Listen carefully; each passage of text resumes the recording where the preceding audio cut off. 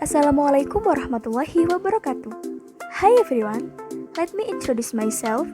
My name is Sarla Marisa Leila Zulfa and my friend is Anglelia Eka Widya Maristi. We will present about noun phrase. Happy watching! The noun phrase. A noun phrase is a group of words with a noun as its main part. Information about the noun can come before the noun or after the noun. Maksudnya, noun phrase adalah sekelompok kata atau frasa dengan kata benda sebagai bagian utamanya. Informasi mengenai kata benda tersebut bisa muncul sesudah atau sebelum kata benda. Information that comes before the noun in a noun phrase is usually expressed through determiners. For example, this horrible rubbish. Adjective and adverbs. For example, a rich habitat. Information that comes after a noun is usually expressed through prepositional phrases. For example, an abundance of creatures. Past participle clauses. For example, the rubbish contained in the harbor. Maksudnya di sini adalah informasi yang muncul sebelum kata benda dalam frasa kata benda biasanya diungkapkan melalui penentu yang contohnya sampah yang mengerikan ini. Kemudian kata sifat dan kata keterangan. Contohnya habitat yang kaya. Lalu informasi yang muncul setelah kata benda biasanya diungkapkan melalui fase preposisional dan klausa partisipatif. Contoh frase preposisional yaitu banyak makhluk. Kemudian contoh dari klausa partisipatif, sampah yang ada di pelabuhan. Present participle in clauses. For example, the rubbish lying at the bottom of the harbor. To infinitive clauses. For example, a decision to expand. Untuk klausa present participle in, contohnya, sampah tergeletak di dasar pelabuhan. Kemudian untuk klausa tak terbatas, contohnya keputusan untuk berkembang. Noun plus prepositional phrase.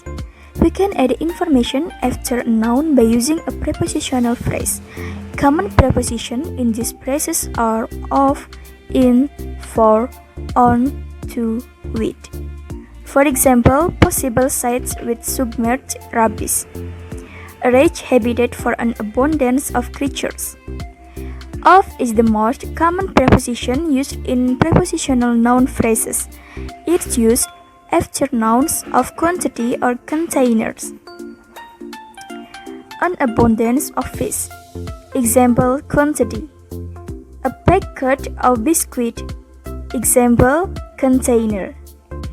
Maksudnya di sini, kita dapat menambahkan informasi setelah kata benda dengan menggunakan frase preposisi. Preposisi umum dalam frasa ini adalah dari, dalam, untuk, pada, kepada, dan dengan. Contoh pertama, kemungkinan lokasi dengan sampah yang terendam. Contoh yang kedua, habitat yang kaya untuk banyak makhluk. Of adalah preposisi paling umum yang digunakan dalam frase nomina preposisi. Biasanya ini digunakan setelah kata benda kuantitas atau wadah. Contohnya, kelimpahan ikan, itu termasuk kuantitas. Dan kantong biskuit, itu termasuk wadah. Plus prepositional phrase. We also use of to show belonging or possession. The rubble of the past, not the past rubble. Particular areas of the harbor. Kita juga menggunakan untuk menunjukkan kepemilikan atau barang. Contoh kalimatnya, the rubble of the past. Puing-puing masa lalu. Kalimat the rubble of the past sudah benar. The past rubble. Kalimat tersebut salah. Particular areas of the harbor. Area tertentu di pelabuhan. We often use at, in, and on to talk about physical location. This rubbish is lying at the bottom of the harbor. Different species living in Sydney Harbor. Kita sering menggunakan kata at, in, dan on untuk berbicara tentang lokasi fisik. Contoh kalimatnya adalah this rubbish is lying at the bottom of the harbor. Sampah tergeletak di dasar pelabuhan. Different species living in Sydney Harbor. Spesies berbeda hidup di pelabuhan Sydney. Prepositional phrase containing which often express the same information as a relative clause with the main verb have. Example, harbor sites which submerge rubbish. Harbor sites which have submerged rubbish. Frasa preposisi yang mengandung informasi yang sering mengungkapkan informasi yang sama seperti klausa relatif dengan kata kerja utama. Harbor sites with submerged rubbish. Situs pelabuhan dengan sampah bersumber. Harbor sites which have submerged rubbish. Situs pelabuhan yang memiliki sumber sampah. Plus past participle clause. A past participle clause gives the same information as a relative clause with a passive verb. Example, all of the rubbish contained in the harbor. Rubbish which is contained in the harbor. Klausa partisipan lampau memberikan informasi yang sama seperti klausa relatif dengan kata kerja pasif. All of the rubbish contained in the harbor. Semua sampah yang ada di pelabuhan. Rubbish which is contained in the harbor. Sampah yang terkandung di pelabuhan. Note: in both spoken and written English, using a noun plus past participle is more common than the equivalent relative clause because it can express the same information in fewer words. Dalam bahasa Inggris, lisan dan tulisan menggunakan kata benda plus past participle lebih umum daripada klausa relatif yang setara karena dapat mengungkap informasi yang sama dengan kata yang lebih sedikit. Plus present participle in clause. A present participle clause can give the same information as a relative clause with an active verb, often in the present or past continuous. Example, the other debris laying on the seafloor. The other debris which is laying on the seafloor. Klausa present participle dapat memberikan informasi yang sama dengan klausa relatif dengan kata kerja aktif, seringkali dalam masa kini atau masa lalu. The other debris laying on the seafloor.